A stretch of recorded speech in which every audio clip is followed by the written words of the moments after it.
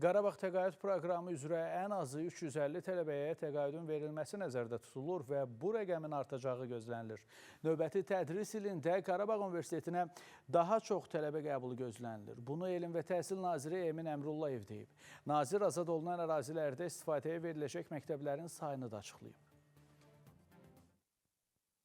Onlarla məktəb kəndlərdə, yəni bu illər istifadəyə veriləcək və möhtərəm cənab prezident tərəfindən görürsünüz ki, müvafiq qaydada hər səfərdə demək olar bir məktəb açılır və mən inanıram ki, növbəti tədris ilində artıq bizim təhsil müəssisələrinin sayı hətta 40-ı da ötə bilər. Yəni bu çünki hal-hazırda artıq bizim 20-dən artıqdır təhsil müəssisəmiz və 2200 şagird, 200 nəfər uşaq da bağçaya gedir, 300 nəfərə qədər də, yəni bu sayı hər gün demək olar artır və eyni zamanda da bir çox məktəblərimiz artıq açılış olub, növbəti tədris ilindən qoşulacaq. Hələ yəqin ki, yenə də bir neçə məktəb açılışı olacaq.